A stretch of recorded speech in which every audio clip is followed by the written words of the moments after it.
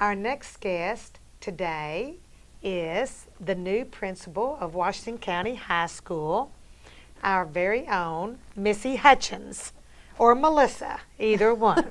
But if you've known her, you know we always called her Missy. That's right. Growing up, that's what I was. That's what I was known by. Yeah. So. So, Missy, you've been gone a while. Tell us where you've been and and of course, you were raised right here in Washington County. I was born and raised here. Of course, graduated from Washington County High School. Went to Union College. Graduated from down there. Actually went back down there for a year. Got my master's degree.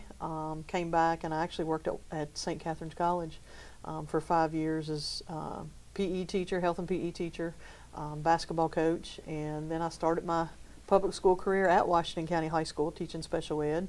Was there for 3 years, and then I went to Harrodsburg and have been in Harrodsburg ever since. I started as a special ed teacher at Harrodsburg Independent Middle School and High School, and then 11 years ago when Harrodsburg and Mercer County merged, at that point I was an assistant principal at Mercer County for 5 years, and then the last 6 years I've been the principal at the high school, Mercer County Senior High School. So I've been in administration for a total of 13 years. I was in administration 2 years at Harrodsburg prior to the merge with Mercer County. So.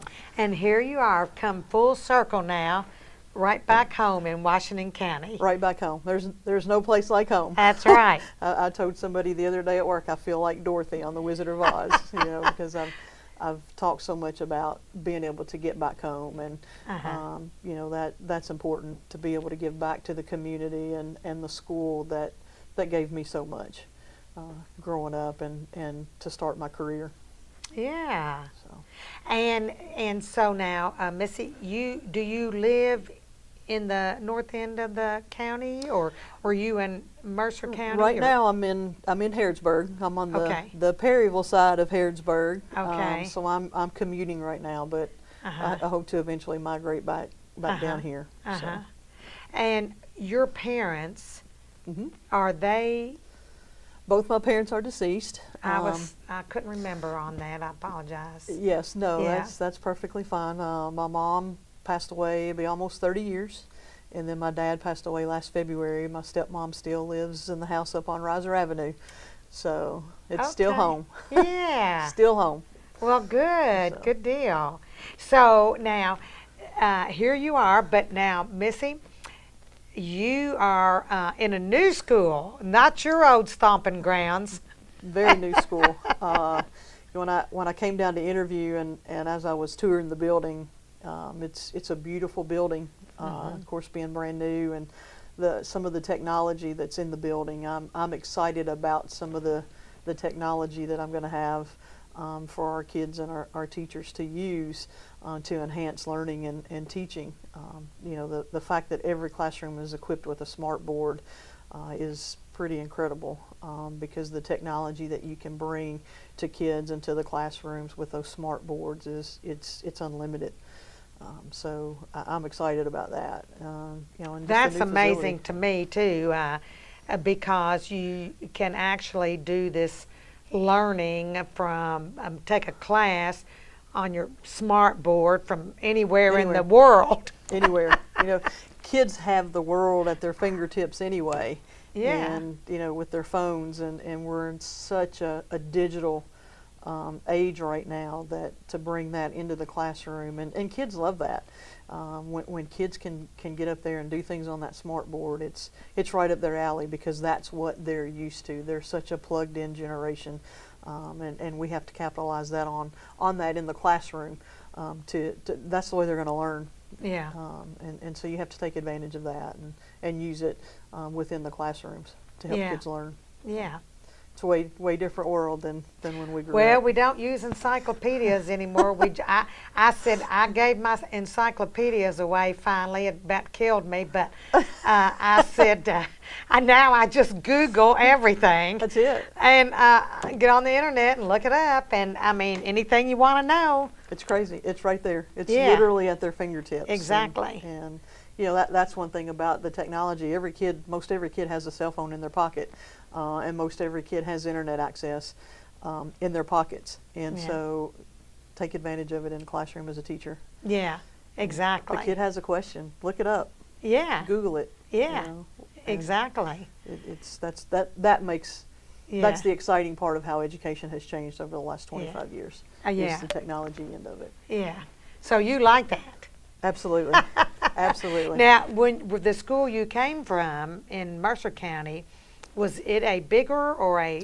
It was a much larger school. I thought because they combined there. Harrodsburg and Mercer merged 11 years ago in 2006, and the high school where I was, grades 9 through 12, we were at about 850 kids. Well, this would be like a vacation for you, Missy. I'm excited. I'm a little anxious about having to learn 520 new names, but Is that we'll how get many it down. students are in the high school this Approximately year? 520. 520? Mhm. Okay. Yeah, so looking forward to that. Yeah. We've been having orientation the last couple of days, and so I've been meeting kids and parents. And, Orientation for the freshmen or for, everybody. for all the Yeah, grades? juniors and seniors came in yesterday, Okay. and today is freshmen and sophomores. And Okay. So, the freshmen are So, a little anxious, but Yeah. they'll be okay. yeah. We'll help them and do what we need to do to help them make that transition. So, Yeah. the good thing is a lot of the kids are in the gym a lot because of ball games and that kind of thing, and the building's not that intimidating, so Yeah. they'll be fine. Yeah. So, and it's nice that you had that orientation where they can learn Yes. where their locker is, Yes. and everybody still has a locker. Everybody still has a locker. I don't know how many of them use them anymore, but they Yeah. do have a locker. Yeah. But they can do that. What we do on these days is they come in, they can pay their fees and that kind of thing, and then pick up their schedule, get their locker, check their locker. And then next Monday evening, August 7th, we're having an open house from 5:30 to 7 where parents can come in with their children. They can actually walk the schedule, and teachers will be in the classroom. So they can meet their teachers and get a handle on, put faces with names and classes, so that on the first day of school they're ready to get in there and get after it. So. Yeah, yeah. Well, you might have to learn a lot of new names this year, Missy, but you probably know a lot of their parents.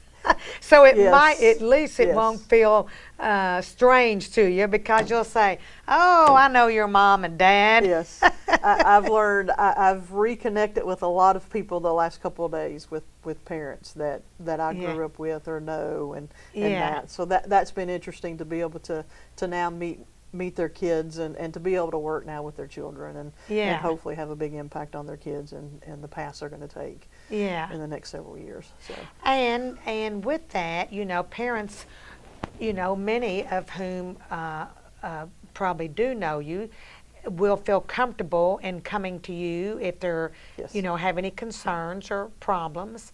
And so that's nice. It is. Like You always want to have an open door policy, and you always want parents to be comfortable with coming in, because there are going to be issues. They're teenagers, so there's going to be issues, and you always want the parents and the kids to be comfortable with coming in. So, that's always been one of my big pet peeves is it's an open door. Anytime a parent needs something or has a concern, please don't hesitate to call. Don't hesitate to come in. We'll make the time, no matter what's going on that day in the building. We'll make time and get to the bottom of whatever the issue is. Yeah. It's about kids. First and foremost, and we want every kid to have a positive experience and enjoy their high school time, because it goes by quickly. Oh, yeah. Oh, yeah, it does. And so, what kind of changes are there this year with regard to personnel and other issues as well? We've got 4 new teachers in the building. Couple new English teachers, a new math teacher, new science teacher, obviously myself, new assistant principal. Who's the new assistant principal? Paige Mattingly, she's been the curriculum coach, so we have a new assistant principal and a new curriculum coach. So Paige is elevated up to assistant principal now. We've hired a new lady, her name's Melissa Farrell, who's going to be our academic dean. We have a new guidance counselor, Tracy Abel. Is coming back home as well. Yeah, because Tracy was over in Nelson County. Or Marion. She was here, then went to Marion, and is now back as our Okay. guidance counselor. So, few new faces in the building, but everybody seems to be adjusting pretty well right now. And you know, we're hitting it hard. So how many teachers do you employ at the high school? We have approximately 26 Mm-hmm. regular teachers and special ed teachers, so Mm-hmm. a decent sized staff, Mm-hmm. a very manageable sized staff. So, Mm-hmm. you know, looking forward to that. Yeah. So, And then, so you've got several new staff, Mhm. and then that's correct. what are there any changes that people should be aware of this year with regard to schedule or the what time does school start now? 8:10. I think Same that's times. the same as it's always That's been. the same time as it always has been, Okay. till 3. Uh-huh. Yeah, we're not making a lot of changes right now. Uh-huh. I didn't get to hit the ground running until the 1st of July, so Mhm. we're going to keep the 9-period day, the Monday, Wednesday, Okay. Friday, Tuesday, Thursday schedule. We're going to keep that in place this year, but So that's 9 classes. that's 9 classes. That's correct. That a student gets to take for that semester, or that is it semester or quarter? Basically, or it's semester. Semester, and so most then of them are year long too. So okay, they have 5 classes that they meet Monday, Wednesday, Friday, and then they have 4 different classes that meet on Tuesday, Thursdays. yeah, So that is something that we will take a look at Mhm. in the coming year. Mhm. Maybe look at it a little bit differently. Sometimes a lot of kids can be overwhelmed taking 9 classes. Mhm. You know, we don't ask college kids to take 9 classes a semester, right, and we're asking our high school kids to do it. So that's something that we'll start to have pretty Mhm. early conversations with staff and with students and with parents, and kind of gauge Mhm. what are some ideas that they would like to see. But Mhm. that is definitely something we'll take a look at pretty quick. Hmm. So Well, there's so many requirements, though. They have so Yes. many classes that they have to take. that's correct. It's nice to have a few electives, isn't it? It is. It Uh-huh. is. You know, with kids can typically get in what they need as far as graduation requirements. Uh-huh. You know, everybody, sophomore, from freshmen all the way through juniors, they all take an English, a math, a science, and a social studies course. Mhm. Basically, their first 3 years of high school, and then Mhm. typically as a senior, the only things they usually need is math and an English. So they have a lot of leeway within their schedules to fit in those electives, and Uh-huh. you know, you want kids to you want them to experiment Uh-huh. and get out in those elective classes and maybe see what might lead Mhm. them to a career Mhm. later in life. So 20, is it 22 credits to graduate? this year's senior class has to have 30. Ooh, That's a lot. that's a lot of credits to graduate. But where they've been on a 9, they can earn Uh-huh. 9 credits a year. oh, I now, see, and because this is of, the 3rd year that we've been on that schedule. So that's but why if you it's went so high. back, then it wouldn't, you It wouldn't be as many. That is correct. I see. That is And are correct. they going to be able to take any college classes this year that are where you get the credit for the Yes. college and credit for high Yes, school? the dual credit. The dual credit, Yes. thank you. Yes. We're working closely with the ECTC campus, which is literally right over the hill from our building, Right. and with Campbellsville University on offering some dual credit things, you know, in the areas of English, math, science. You know, our new aerospace program will be Yeah. dual credit this year as well, that Miss Mattingly will be teaching. So I'm excited about that. I think so too. I think I wish they'd had that when I was in high school. That's a new I'd be program. flying now. Hey, I've already, Miss Mattingly and I've been teasing her. I want to get up in an airplane. Yeah. I want to go fly. So So who teaches that? Kim Mattingly, she was a math teacher, Uh-huh. and now she's kind of doing a dual purpose. She's teaching a couple math classes, but then she's also doing the aerospace Uh-huh. program. So it's exciting. I don't know. Is she from here or? You know, I'm not sure. Okay. She's been here. This is her 5th year here, I think. I so see. She's been here for a while Yeah, now. yeah. don't Because I if know she's the from name here. rings a bell. Yes. So, yeah. Okay. It's Well, exciting. that is exciting. Yes, and like I said, we're working with ECTC. We'll actually have kids that will leave school during the day and actually go to the ECTC campus and take some classes out there. So, Yeah. you know, that's one thing that I want to look at and focus on too, is bringing some more of those offerings to our kids, and what can we do to get more dual credit classes to our kids in the future. Right, right. You know, when we're hiring teachers and that kind of thing, looking at teachers that can teach the dual credit classes, whether it's through ECTC or Campbellsville. Yeah. It's about opportunities for our kids. Yeah. And so we'll like, now you have the technical classes at ECTC. Right. Can students take advantage of those, like where they can learn those robotics and what have you for the absolutely. factories and all of Absolutely. that? Absolutely. Any Or classes that kids welding or want, something? any courses that the kids want to do. Uh-huh. You know, and then we also work obviously with Marion County At at the the vocational vocational school. school. So they can do a lot of the welding program is actually through Marion County. So And they're taking the bus, you still, where the students will take the bus to the That's vocational correct. school? that is correct. That is one small change that we're doing this year. In the past, we've only run twice to Lebanon to the vocational school. This year, we're making 3 runs.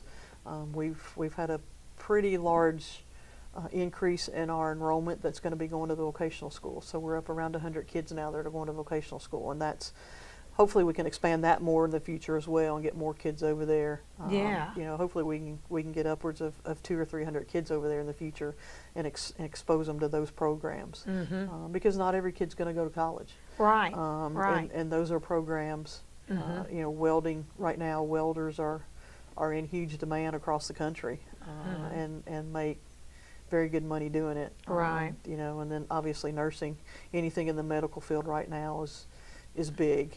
So getting kids and exposing kids to those programs early on, because a kid may get in that program and decide, you know, maybe this isn't what I want to do. Right. But it can also work the other way and push that kid you know, going on and getting their RN degree or going on to a Tulsa welding school or some other vocational type school and after high school.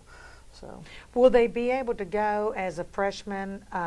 Do any of the freshmen now get exposed to vocational Yes. trainings? Freshmen will go over first period and basically take an intro class to whatever level they're wanting to get into. So, and that's key, getting the kids into the program early. On and exposing them to that. I used to say that So, for years. I fought that battle in my previous district of we've got to expose these kids earlier. Yeah. I'm glad you are focusing on that, Missy, because college isn't for everybody, and so in this day and age, we need so many of these other kinds of professions. You know, our electricians, our Yes. plumbers, our welders, our it's just so many other avenues where we're needing Yes. employees Well, and or career paths. the way those programs are run, you know, they're very hands-on, and I was a hands-on kid growing up. Yeah. You could stand in the front of the room and tell me about it all day long, but until I did something with it, Exactly. I couldn't learn it. And you know, and a lot of kids are that way, and you know, to expose them to those types of programs where they get in there and they get to tinker with things and they get to play and mold and use those hands, it's huge. Right. That kinesthetic learning. So Yeah. they're great programs. I can't overemphasize the importance of those programs within the general education of all of our kids.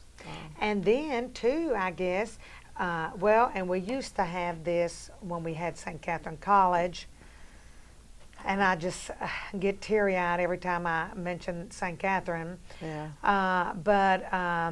You know, we had that program in farming at St. Catherine, and you know, of course, we're a big rural farming community here. Ag is So are huge. there any programs that are going to kind of explore? I know you have FFA at Right, the high right. school, and that's a big program, isn't it? That's a big program for us, probably one of our biggest in addition to FCCLA. But you know, right now, ag and the FFA is what we have to offer our kids, and that's something I want to look at. We've got to expand a little bit. We're a rural community, we're a farming community, and what can we do to do what kind of programs can we bring in for these kids that have that interest? That's probably one area where we're lacking right now. Yeah. Like yeah. you said, since St. Catherine's closed and they had so Right. much to offer, our kids that we don't have now. So we've got to find an avenue. You've got to to bring find those other types of ways to programs get back that in. now. Yeah, Uh, that's tough. You know, my career started at St. Catherine's, so yes. I was heartbroken when I heard that it was closing. And Yeah, yeah. And I was looking forward to, the opportunity to just go down there and sit in classes and not have to worry about any kind of credits, just learning, Just to learn. And that was one thing I thought was important to our community as well. Maybe you all will have to look at something for us seniors now, Missy. bring in Since some we don't have the programs. college, Yeah. we might have to find a way to, Adult because learning adult opportunities. learning opportunities. I mean, golly, that's big. And, Yes. We've got an aging community as well. We've got a lot of We those do. baby boomers hitting retirement age. Yeah, and that's So, important. yeah. I'm a firm believer in everybody's a lifelong learner. Yeah, We all learn, from the day we come into this world to the day we leave. yeah, We're learners, yeah. and It sounds like you've got some plans in place, Missy. Would you like to elaborate on some other things that you find or some goals that you have set? obviously we want to be a distinguished school. We want to make sure our kids are performing where they need to perform academically. But I think we also have to provide them opportunities outside of the classroom. Expanding some of our club offerings. Not every kid's going to be an athlete. Not every kid's going to be a band kid. But what kinds of clubs and organizations can we bring into our building that we don't already have to expose these kids? From having a poetry club for those types of kids, or a book club for the kids, the readers, and just expanding those types of opportunities. I think you do have a chess. Do you have a chess I think club we now? do, yes. Yeah. And so that's a great program, know. and I love that poetry idea. That's really good. Some of those outside of the box that people don't typically think about doing or offering kids, because every kid needs to find their niche in high school. And that's one of the things I tell every kid the first day of school. If you're not involved in something, find it. No matter what it is, a club, organization, whatever, find something and get in it.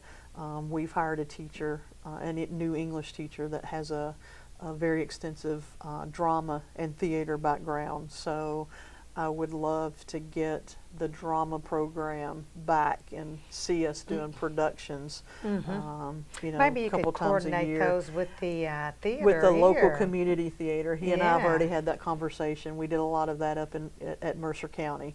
So expanding those types of offerings to our kid and getting that drama program back up and off the ground. I'm excited about what the potential is that we can do with that. But just getting kids involved, school spirit. Yeah, exactly.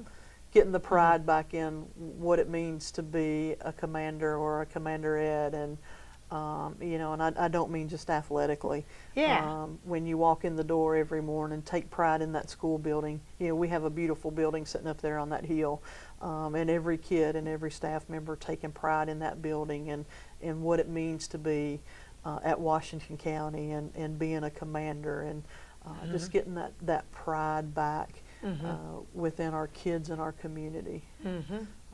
I think that sounds wonderful. And I will have to say, though, in speaking with Eric Segresi, the football coach, in our rural community, and I know this is an issue, always has been, and that is transportation. Yes. And because, you don't realize, but kids that, you realize, of course, but some people don't realize, we've got kids that live 25 miles Right. from the school. Right. Yeah, and that's always tough. And how can you work with groups of parents that, there may be 5 people from, an area out on Maze Creek Road, and all their kids are involved in football, working with those parents to form a carpool.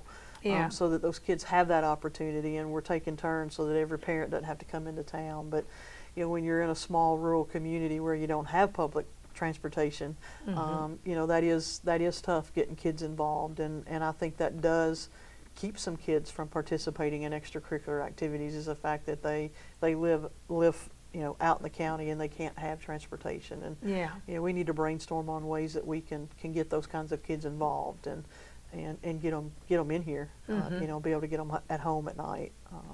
Because I assume that most of those extra activities are after school. Yes, typically they're all after school, in the evenings type of thing. And Okay. the kids are on their own as far as getting their ride home. Yeah. Yeah. Sometimes they can rely on other kids that do drive, the older kids that do drive, but that's something we've got to figure out. We don't want. Can't we start an Uber service? or That'd a be Lyft? nice, wouldn't it? You can do that. You be I'm our gonna first think Uber on driver. that. Yeah, but we might just start that, and then these kids, they might have to pay a little fee, a couple of dollars. I don't Yeah. know. Somehow, but I think I agree with you. I it's a think big issue. brainstorming on that issue is really important, and who knows, might come up with some great solutions there. Got to get kids involved. Yeah. Yeah, and it's those types of things. You never want transportation or financial issues or that type of thing to keep kids from being involved in things. I love the idea that now, this year, all of the students get to go to breakfast and lunch for free. Is that correct? That is correct at the high school. I think the program Yeah. in the past had been up through the middle school, and this year now the high school gets to piggyback in on that program. Incredible, because when kids get to be high schoolers, they don't want to. They don't want their friends to know that they may be on free or reduced lunch, and this is a way every kid gets to eat. And you don't have to worry about that kid that, some kids, the only hot meal they get during the day is breakfast and lunch at school. And so this will ensure that every kid gets to eat, no matter what the situation at home, financially, whatever it is. So it's a great program to be involved with, and I hope kids take advantage of that. I hope families in the community take advantage of the fact that every kid gets to eat. I know. I just think that's wonderful. And, because even though a family, of course, there are kids that cannot financially pay those prices, but then there are families that maybe financially could, but they do, their lunch money goes somewhere else, or or else they don't, or there's just all kinds of things. In working with kids all my career, I know that, the things that can happen kids don't get food, and they need food rather than to buy function lunch, well. they want to buy that pop. Well, that's right. That's right. Or something and that's this will keep that from happening. Yeah. So I'm excited about that program and being able to come in, as the first year of that happening. Yeah. And really pushing, encouraging our kids to eat. If kids are hungry, they're not going to learn. That's right. And that's our goal. We want every kid to learn to the maximum of their ability, and we're going to be pushing that breakfast and lunch to them. So. Yeah, there you go. And so now, are there any other things that you would like to mention, that your some goals or ideas or things that you want to do? Well, the first couple months here, it's just about learning the kids and the community and the staff, and we talked about the schedule and a few things, but just the way the building operates, and want parents to feel welcome when they come in, and want parents to come in and visit our classrooms, and sometimes parents want to disconnect a little bit when their kids get to be in high school, but we want that involvement. If parents want to come in and volunteer and do things in our building, want to look at that, and apparently that's not happened a lot in the past, and would love for even like a PTA type of organization to get started at the high school, so we've got that parental support in place, and that parents feel like they're being heard, and their voices, that their voice matters in the education of their children. But we're still kind of feeling things out. That's very good to hear. So I'm really delighted to hear that. I know I served on the site-based council at the high school and as a parent representative, and I think that's very important. So I'm very glad to hear that you want to encourage parent participation because I know that hasn't always been emphasized, and Right. and so I'm just think that's a very very good goal, Missy, to get parent involvement. Of course, I know a lot of parents work and they can't be involved. You know, Right. they'd like It's to. tough. It's tough. and most parents do work, but there are ways to There's get other them, ways to be involved. exactly. I was talking to Mr. Carney across the hallway a little earlier, and one of the things that I've done in the past that I'd like to bring here is getting our seniors out into some of the businesses and industry in the local community so that they can start to make connections, so that when they graduate, getting them out there and seeing what does it take to work at Alltech or some of the other, what's it take to work. It used to be Yeah. Armor. I don't know what it's called now, but Bluegrass Dairy. Bluegrass Dairy. What Yeah. does it take to work in some of those things? What does it take to Yeah. work at TG in Lebanon? Yeah. And exposing all of our seniors to that. So that's one new idea that I'd like to bring here and expose our kids to. Yeah. They really do make you leave your cell phone in your car, those kinds of things, and they really do expect you to be to work on time and that, just so that our kids can get Yeah. a gauge on that as they're preparing to make that transition into life after high school. Yeah. So that's one thing that I would like to Well, to you get going and get involved with the local community. Yeah, working with our economic development Yes. director on Yes. soft skills and things of that Absolutely. nature. And Absolutely. yeah. So just We- a few things we've got in the back of our mind. Well, once we I get school think you're started. the woman for the So- job. I can tell you that, I Missy. appreciate it. I am. That's just very exciting to hear all of these things, and I know that. And you've got this beautiful building out there to do it in, and one of these days there might be a football field up there and some other. Who knows what will Never be know. growing all the time. You never know what might happen. Yeah. So, So exciting. I'm just glad that you're there, and I want to congratulate you, and I look forward to seeing you in the future. I will be around. Yeah. Looking forward to being back in the community and Yeah. a part of Washington County High School. Yeah. It's great having you. Thanks for being here today. I appreciate it. Thanks for having me. Thank you.